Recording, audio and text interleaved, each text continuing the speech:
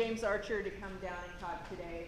There are some designers where you look at the work they do and you kind of want to kick yourself for not having thought of it first. And James and his team, they're the kind of designers that everything they do, I have that thought afterwards. They are just an amazing branding company. Thanks to Kareem for letting him come on down here for the day. And I'm going to go ahead and give you your full time because I can't wait to see what you're All right, thank you very much. All right, guys, I want to start by, well, thanks. I want to start by telling a story about remote controls. So I went on Amazon and I tried to find the best rated remote control, just to see what it was, because I had a hunch if it was the best rated one, it was going to have to be pretty sharply designed, and it didn't disappoint. So this is an amazingly designed remote control. So think for a minute about the context that you're in as you're using a remote control. So you're probably in a dark room. You're probably holding it like this and not even looking at what you're doing. And if you do the wrong thing, it's just going to ruin your whole evening. You know, you're trying to turn up the volume and you change the channel, and you can't rewind because you change, like, it's just going to mess everything up. So this one, when they designed it, they kind of took all that stuff into context. So what they've done, if you look at the buttons, you see different areas of buttons. They're shaped different ways. They're oriented different ways. You know, even the volume and channel buttons are kind of pointed different directions. So just by feeling, you kind of know which one you're on. So you can really quickly learn to use this remote control and figure out how to do it in the dark without looking, and kind of know what you're doing and not make mistakes that are going to ruin your evening. So I don't have one of those, but I do have one of these. So this is the CyberHome DVD remote, probably the cheapest remote possible for the cheapest DVD player ever made. And it is infuriatingly difficult to use because even if you have all the lights on, even if you're staring at it, you can still barely figure out how to use it, and you will almost certainly hit the wrong button. So this was designed without a lot of empathy for the situation that people are in. And so from my perspective, design really is empathy. You know, if you think about what designers do, it's fundamentally to empathize with the user that is going to be dealing with whatever the solution is and actually doing something with it and creating something that's going to work for them. So when people fail to empathize with the user, as we saw with that last remote, it's always going to fail. And when you succeed in empathizing with the user, you will succeed with the design. So those two are inextricably correlated. They're basically the same thing. I mean, I think you could, if designers had the job title of empathizer, it would still basically be the same thing. So I want to give you another example. So a few months ago, I worked on a project with a software company in Atlanta, and they have this huge enterprise-level software solution, essentially for running supply chain. This particular piece was for running a warehouse. And this isn't the actual screen. This whole thing was under NDA. It was all top secret and stuff, so I can't really show you too much. But it was a screen that looked a whole lot like that one, so use your imagination. And the context for this was, picture a warehouse. So, you know, warehouse, you order something from Amazon. You've got runners. They run over here and they get this product, and they run over here and get that product, and they run over here and get that product. And they put them all together in a box for you, and then they ship it down the conveyor line. And some guy, right, you know, toward the loading dock has to check that box, make sure everything's the way it's supposed to be, and do what's called closing the box. It may not be physically closing the box, but it's sort of symbolically closing the box and says, yes, this is the box, put it on the truck. So that transaction, of course, they have to record in the software. So what they have to do is he's got an RF gun scanner, and so he scans the label on the box, and then he has to go to his computer and kind of check and make sure this is the right one. So when they asked me to come in and start working on this, you know, being the empathizing kind of guy that I am, I started asking all kinds of questions that they thought were really dopey, like, who's usually doing this job? You know, how do they feel? Who's their boss? What kind of situation are they in? Are they standing? Are they sitting? How much are they moving around? You know, what's their day like? How many hours are they working? Things like that. And you know, the whole time, you know, and that conversation probably wasn't more than 15 minutes or so, because we were just trying to blast through some stuff. But that whole time, they're kind of thinking like, this is great. Can you just design the screen? Can you make this screen better? And they're trying to convert it over to a web format, and they're like, can you just webify the screen? And I kind of explained like, no, we got to go through this process. Just trust me. So one of the things that came out of that interview was I found out that, you know, they're over here, and say this is the conveyor belt, and they're over here scanning, and then their computer's like 3 feet away typically. And so they have to walk over here, check the number on the computer, okay, it's right, walk back over here, scan the next one. So the thing that had never occurred to them, and I can't show the whole redesign, but just a relevant piece of it, was to make the print bigger. They never thought of it, because that's not how you design software. You just have fields, and all the fields are the same size, and you just stack the fields up in a way that makes sense. And so I said, well, why don't we just make that bigger so they don't have to walk over there? And that's a little thing, but by empathizing with the person actually doing the job and thinking through the context, think of how that person's job just got exponentially better. And if this is just one design feature in this huge enterprise suite, and they have other design features of that level of thinking, think of how much easier it's going to be for them to sell that software. You know, that reduces, you know, injuries of walking back and forth, and, you know, workers' comp claims, and like all kinds of things. And all we did was make the text bigger. So those are the kind of design solutions you can come up with if you're actually empathizing with the user, which is a step that surprisingly many designers forget. It just gets left out of the process. So one of the things I want to emphasize is design is a process. It's not a skill set. And this sounds kind of contradictory to say, but design's not about the people. It's not about the designers. It's about the design process. What makes a good designer is someone who understands that process and rigorously follows it. Not necessarily someone who knows all the tips and knows all the Photoshop shortcuts and knows all those things. Is that you understand the process and you rigorously follow it. So we'll talk a little bit about what that process is. The first step is the one that usually gets cut out the first, which is actually studying the situation that you're in and figuring out what needs to happen. So ideally, this is user research. You can do ethnographic research and actually watch users in their natural context using the software. There's, you know, digital metrics that you can observe. You can track things. There's mountains of data that you can use for this.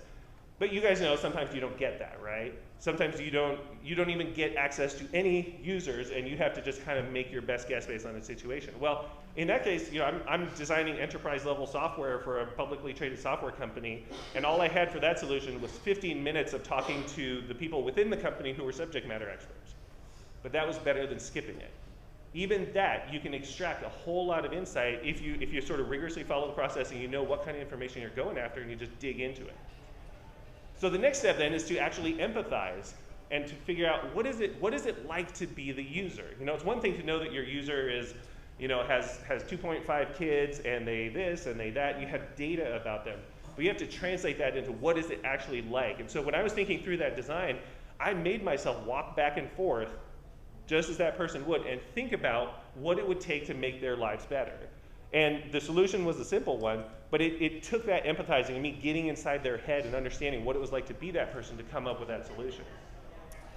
And then you prototype. You start coming up with solutions and test them to see if they work. You know, that particular design went through a couple of iterations before we settled on the one that we liked. But those iterations all took place in a period of about 1 hour. So I would design something up and say, is this close? Does this kind of meet the needs? I'd walk the client through it. They'd say, well, there's this problem with it, and really they're going to be this. And so I'd move things around. So that prototyping, again, we don't always get all the time for prototyping that we wish we had. I mean, in a perfect world, we've got 6 months of user testing, and we can make all these revision stuff. That doesn't always happen. But even a little bit of prototyping can help out a lot. And then, of course, you guys can probably guess the last part of this, which is complete the cycle and do it again and again and again. So once you have something, study it again, test the prototype, see what happens, and maybe that's not phase 1, maybe that's phase 2, maybe that's 5 years out that you actually come back and have enough data to say, here's how we should revise this. But it should always be cyclical like that. Design is a cyclical process. It's not a one-time launch it and you're done kind of thing. So here, I want to tell you another story. So this is a client of ours, Bromwell Housewares. And so when they came to us, it was a Yahoo store, you know, and their basic request was, can you make this look better? It was under some new management. They said, hey, you got to help us out. Sales are really low. Can you make this look better? And you know, my response, as it typically is that's not actually your problem. So if you look at here and you start reading through this, you realize this company was founded in 1819. That's a long time ago. This company is almost 200 years old that it's been in business. It's one of the oldest still surviving American companies. And they've got this incredible story behind the founder. So I mean, when the founder was born, the United States looked like this. This is still Spain, I think. And his father was in the wire weaving business. So wire weaving, at the time, this is pre-plastics, pre-manufacturing. They had to make things out of what they could. And a lot of things were made out of wire. They would take wire and create things out of it that they could use for different purposes. So he came from an entrepreneurial family, just after the nation was formed. I mean, this is a great American entrepreneurial story. He fought in the War of 1812, which is basically the continuation of the Revolutionary War. And in 1819, he floated down the Ohio River to Cincinnati to set up shop for his own. He left his dad's business, took some supplies and some machinery, went down to set up his own thing on the frontier, because at the time, Cincinnati was the frontier. So, this is like the most classic all-American story you can think of in terms of entrepreneurship and the American dream. He got there just in time for the Panic of 1819, which was, at the time, the nation's first and worst financial crisis. So he's basically trying to start this business in the middle of a depression. And he manages to do it. He manages to create a really successful business, grows the company, creating things like hand-cranked flour sifters and tin cups that were, they're used by the US military. And he really succeeded. I mean, he grew this business to the point where there are thousands of employees, a catalog of thousands of products. They were known, they were respected, they were trusted. This is a great company. Have you guys ever heard of it? Nobody's ever heard of this, because when they came to us, all they had was this Yahoo store. Like, that's what the whole thing had devolved down into. It was a skeleton crew staff, a handful of products that they were still making on the original equipment, which is great. But if you just try and sell the products themselves, I mean, we're talking about a $30 cheese grater. It's not a robot cheese grater, it's just a regular cheese grater. Now, there's story behind it, and what they were trying to convey was these products have story behind them. It's this great piece of Americana, but this website's not selling that. So we kind of dug in and said that your actual problem is that nobody cares. It's not that the website doesn't look good. It's not that it's confusing, because if you really wanted to buy that cheese grater, you'd figure this out. But it was that there wasn't any reason for you to care. So that's what we dug in. That was the actual design problem we started to solve. So we started doing some research into companies of a simpler age to kind of see how they had evolved, and also what the design looked like at the time to kind of create that sense of realism behind it.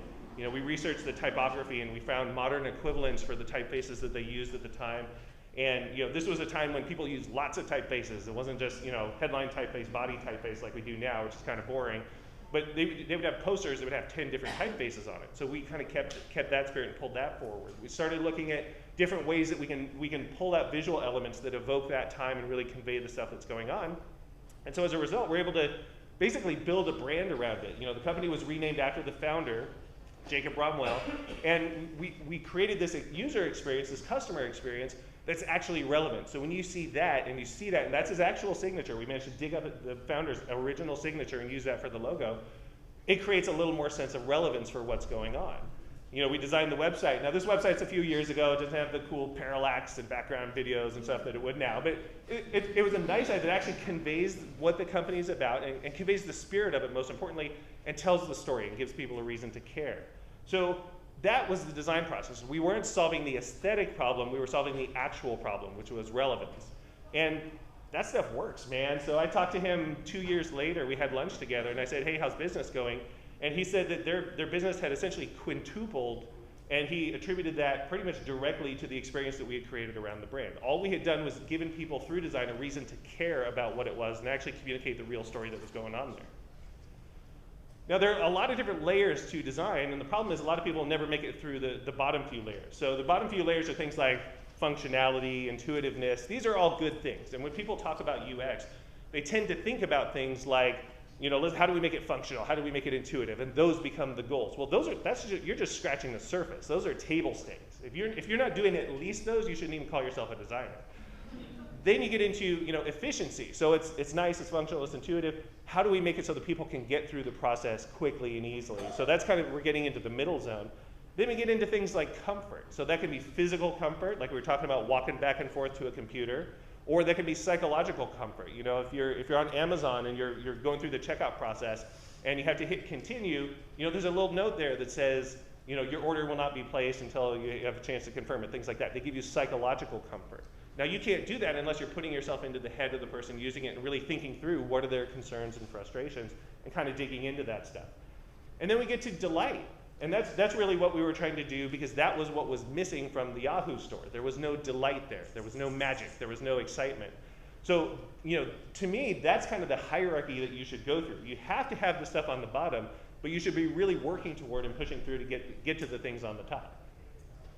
So here's another project we worked on. This is CAPS Research. So this is a supply chain research clearinghouse. They basically distribute research and organize research for Fortune 500 retail companies to be able to better run their supply chain. So Walmart can get their boxes 15 minutes earlier than they normally would, stuff like that.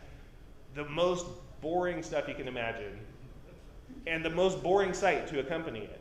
But the thing that a lot of people don't realize is supply chain is what makes the world go round. Like, the reason we have anything that we have is because of supply chain. And if the world is going to be made better, if our standard of living is going to be made better, it's supply chain that's going to make that happen. And these little incremental differences, I mean, the fact that Walmart becomes more efficient at doing something, or a local bookstore becomes more efficient at doing something so they can compete with Walmart, things like that, all those things are related to supply chain.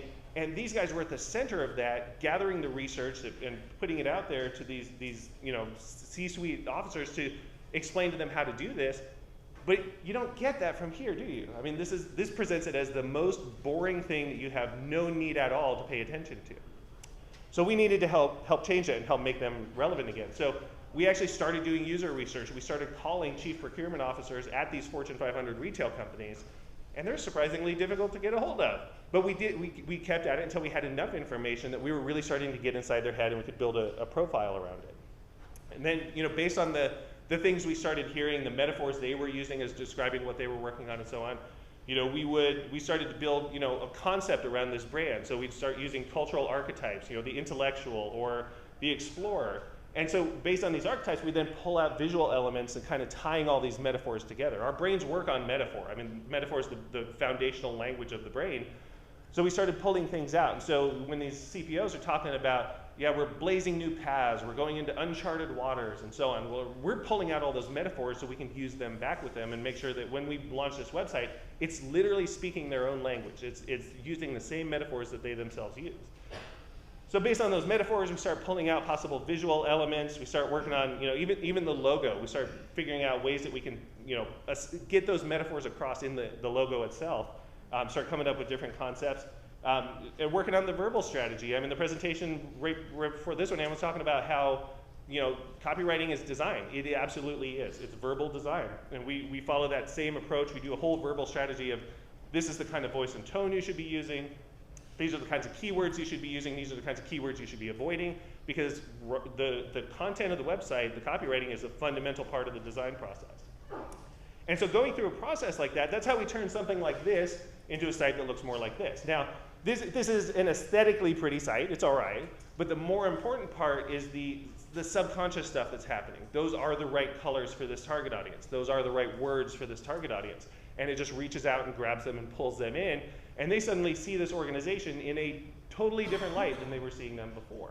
And they said even internally within the organization, it transformed how they thought about themselves. It changed their internal culture just going through this branding and website process. And they, in working with the people that they were working with, I mean, they said their pitches have never gone better. As soon as they were in there, people were making decisions almost before they got through the pitch. So it just kind of goes to show, I mean, when you empathize, when you get inside the head of the people that you're talking to, that's what enables you to get really effective, really powerful design. It's not just about aesthetics.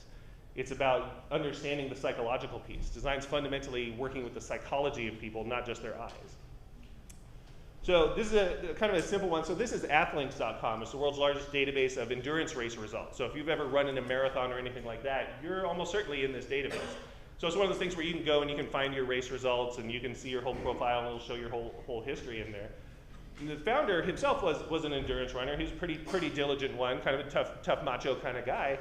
And you kind of see that character come out in this website. So it's kind of a masculine, dominating, endurance, tough guy kind of color scheme and the way it's laid out.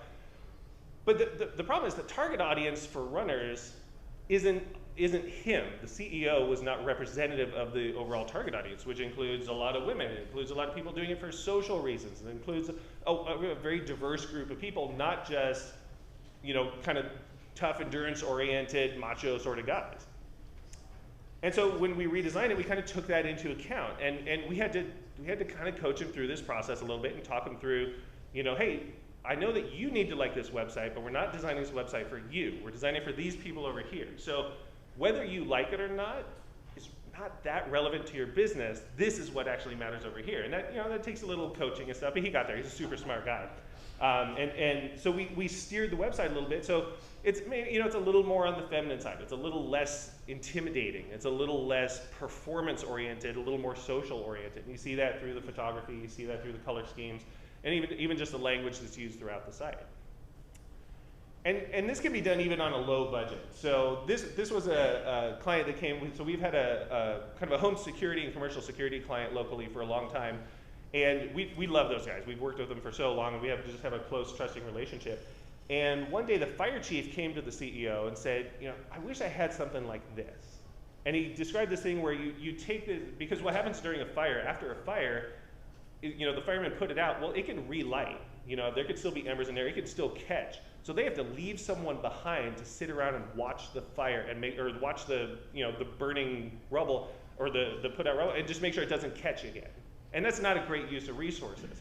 So he started asking around, and it turns out police have the same thing. So I mean, if you're doing a stakeout, or you know, if you even on construction sites, they have to have remote security things, so people aren't trespassing on the site. And so we put together this package. It's just a single case that you open it up. It has everything you need in it, and it's all tied to online. And you can go online. You can see the cameras and everything. So it's a kind of a quick deployment security system. So what we had to do, they didn't have a big budget for this. This was kind of a skunkworks project of theirs. And they said, well, just help us however you can. And so we came up with this website. But we really put extra emphasis not into coming up with cool scrolling effects, not into ultra fast web hosting. Everything was rudimentary, but we went through the empathy process, and we started doing a lot of research into what are fire chiefs dealing with in this situation? What are the police chiefs dealing with in this situation? And very carefully choosing copy and imagery that speaks directly to them. So each of these pages was just stupid simple from a design perspective, but they were highly effective. They resonated with the people who needed to see them, and it got the point across. So you can do this stuff on a really tight budget. This is another project we worked on. I love this design. This is great. So this is 80stees.com. The founder started this while he was still in college, and he started making up some shirts for himself. His friends liked them. They wanted to get some, and the next thing he knows, he's got a t-shirt business. Well, by the time they came to us, they were doing about $10 million a year in t-shirts with this website. But the catch was, nobody knew who they were, because all their business was coming through PPC and online marketing campaigns. And so you'd see an ad, you're like, oh, that's interesting. You click on it, you go over here, maybe you buy the product, maybe you don't, but then you forget about it. And meanwhile, they were getting beat up by companies like Threadless and Busted Tees that have communities and have people who remember who they are, and they've actually built a brand. So they wanted us to kind of help do that and help steer the language a little bit more to appeal to people, because people don't buy these t-shirts because they need a t-shirt. They buy these t-shirts because of memories and nostalgia, and it's like a tribe of people that they want to affiliate with and say, oh, you watched Airwolf? I watched Airwolf too. So we reshaped the brand based around that kind of experience. And so we just put a ton of work into the copywriting and to make sure that we were evoking the right things, using the right kind of language. And this has definitely been one of the most fun projects we've ever had to work on, because the kind of research we have to do is I'll walk in and find our copywriter like sitting watching old Teenage Mutant Ninja Turtle cartoons, like looking for the right language to use and making sure he understands everything. Now this one was a kiosk at the mall. So these are in Walmarts or in Home Depot. So this is when you have to get your key copy. There's a vending machine where you can go and get that done. If you walk into a Walmart, you'll probably see one right in the entryway or pretty near there. So they had built this, and it was working pretty well, but they were having a lot of user interface issues with the actual system, the touchscreen system that you interact with. And so we kind of went in, did an audit with it. And the thing is, if you think about the context that you're in there, you're in the entryway for a Walmart. There's other vending machines beeping and blooping around you, and there's that air blower thing that happens every time someone opens the door. It's loud, and there's people going back and forth, and your kid's running out the door while you're trying to get this thing done. But more importantly, think about the situations where you might need to get your keys copied. You just bought a new house. You just kicked your boyfriend out and changed the locks. Like any situation where you're getting your keys copied, you're already stressed out. You're already in a high anxiety situation. And the system just wasn't accounting for that. I mean, if you look over here, you know, even just their use of the color red, you know, there were frustrating bits of the interface, but even just their color usage, they're using the most frustrating, anxiety-inducing color to do that. And then, you know, in kind of classic engineer fashion, you know, if there's a situation that doesn't work out, what do? You throw an error and you tell the user they did something wrong. You know, if it was a key that the kiosk couldn't produce, they would throw this big red screen down on the bottom and just have this huge error message that looks like you're just a horrible person because you even tried to do this. And meanwhile, you're in this stressful situation. You've probably got a kid on your arm and one kid running out the door and all these things happening around you. And so we tried to really get inside the head of that person and figure out how can we just take this down a notch? How can we just kill the anxiety in this situation? So we basically redesigned the interface to have almost no error messages at all. So there's almost nothing you can do that makes you feel like you've done something wrong. All the language, all the imagery, everything is kind of steered around just nudging them back onto the path that they need to be on, being a little more understanding, a little more apologetic, and helping that person through that process. So, you know, that's a simple thing, but to do that, you have to get out of that mindset of, well, these variables didn't line up, therefore throw an error. You know, it's not the user's fault. You know, whatever the system does, it's not the user's fault. They've got a key, they want a copy of it, the rest of it's up to the kiosk. So, you know, we kind of took that approach and that philosophy while going through and doing this. And, you know, it's really because, like I said, design is empathy. That's the core of everything about design is empathy for the user and a lot of people forget this, empathy for the client. Because this is how we talk about our clients, you guys. Like, this is horrible. This disgusts me. So, but these are the kind of things I hear. You know, I'll go to a design event, I'll go to a developer event, and it's just people like just griping about their horrible clients. Guys, the clients are not horrible. They're awesome. They pay us to do what we love to do, and it is a privilege for us to be able to do that.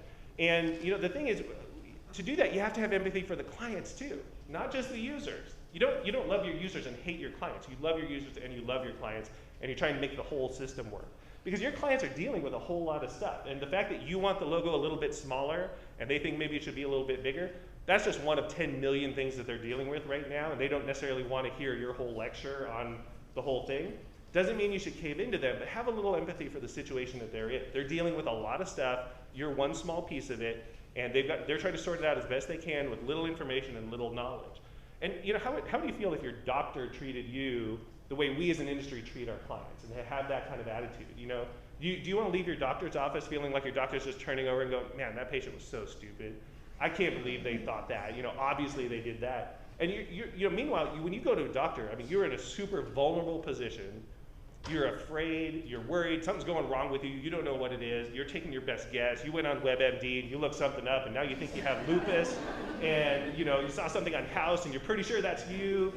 And you know, but really, you don't want your doctor to treat you like crap because of that, right? You're doing the best you can. So you want the doctor who actually has some empathy for the situation you're in and says, listen, it's okay, it's not lupus, I know what you read on WebMD. And to really understand and appreciate that, and to kind of calm you down, give you the information you need, help you make an intelligent decision, and move on. And ultimately, the decision's still yours as the patient, but you know, that doctor's got to kind of coach you through it and help you fill in the gaps that you don't have. That's the situation we're in with our clients. And that doesn't mean be two-faced about it. It doesn't mean smile to your clients and say, oh, I understand, and then go out to the bar with your friends later and just say, man, my clients are so stupid. Because if you feel that way, you're failing to have empathy for the situation that they're in and the problem that you're even trying to solve. And if you don't have empathy for the situation they're in, you can't really be an effective designer. You just can't do it. Because design is empathy. That's fundamentally what it's about. So if you are going to be an effective designer, you have to have empathy for your clients. You have to understand and appreciate the situation that they are in and the constraints that they are up against and the budgets that they're dealing with and their boss that's yelling at them for something. And find the best solution you can. And maybe you don't get to use the font you want to use, and maybe you don't get to use the cool feature that only costs $10,000 more. And you think that's totally reasonable, but they can't come up with the $10,000 because, stupid clients. Well, guess what? That's the constraint. You have a box, design within the box, do the absolute best you can within that box, And maybe, maybe sometime later they come back for revisions, maybe sometime later to some other thing, because they remember you as the person who solved their problem, who understood their needs, who got it done within the constraints that had to happen. And so when those constraints expand and they can do more, you're the one they come back to for that. So again, it kind of comes down to this process. I mean, study the situation, empathize with the users, empathize with the client, and prototype things out and go through. And if you stick to this process, guys, the process works. You don't have to be an expert designer. Like I was saying earlier, I mean, you don't have to have the job title of designer to be an effective designer. You just have to follow this process. If you do this, you will come out with effective design. It may not be stuff that wins, aesthetic awards, but it's going to work. And I've seen that over and over and over again. We can take students and put them through this process and they start coming up with brilliant works. I can take developers and put them through this process and they start coming up with brilliant design work. So the process works. So I want to give you one last example of that. So this is Ferdinand Porsche. In 1931, he started a car company in Germany. They didn't start manufacturing cars, but he was a designer. He was sort of a consultant who would be brought in to kind of help out with designing cars. It was still a relatively new industry at the time. Now, at this time period in Germany, this was a really rough economic period. I mean, they were going through a bad recession. There was like 30% unemployment. Everyone's struggling. All the families are trying to figure out how to get by. Not a lot of people with money going out buying new cars. Most families didn't even have enough money to buy a motorcycle, let alone a car. So in the middle of all this economic turmoil and all these things that are going on, Germany elects a new chancellor. You might know him. And so one of his directives was, okay, we've got to come up with a car, because Americans are driving cars all over the place, and our lives are awesome over there because we got cars and freeways and all this kind of stuff. And he's got to get Germany to catch up. And so he puts out this challenge basically and says, we need to design a car that can go more than 60, 65 miles an hour. It's got to be able to take 2 parents and 3 kids and get them up to that speed, and the whole thing has to cost less than a motorcycle. That's a pretty difficult challenge for a car designer. You're not used to dealing with those kind of constraints. And I'm guessing, a lot of people started participating in it and trying to come up with designs, Ferdinand Porsche among them. And I'm guessing he was feeling like, man, this is impossible. Like, these constraints are ridiculous. I can't do this. Nobody can do this. But he kept at it, and he followed the design process, and he empathized with the users and tried to figure out what they need, what the situation was going to be, how is this going to work. Started prototyping. Prototypes didn't work. You learn from them. You come up with new prototypes. And eventually he comes up with this working prototype for a vehicle that would cost less than a motorcycle, or cost about the same as a motorcycle, and be highly effective. And it would meet those constraints. And the thing was, he did such a good job of this that this car was in production for 65 years. So picture a say a Honda Civic today still being in production in 2079? In basically the same form that it is today. That's how well he solved that problem. And he did this under just amazing constraints that he was dealing with. So he built the world's most successful automobile, made it the price of a motorcycle, and his client was literally Adolf Hitler. So the design process works. And I know that you guys all have frustrations with your clients. And you all have budget constraints. We all do. That's just the job. But we can work it out if we remember that design is fundamentally about empathy. And if you stick to that core principle, everything else will start to fall into place, and it'll all magically work out. I'm James Archer. I'd love to talk to you guys. Feel free to email me or tweet me. I'm happy to respond. I love talking about this stuff. I work for 40, which is a design firm based in Phoenix. We've been around for about 11 years now. We do primarily user experience design and customer experience design, like we've been talking about. And we are very proud to now be part of the unstoppable juggernaut that is Crowd Favorite. And I'm happy to answer any questions you guys might have.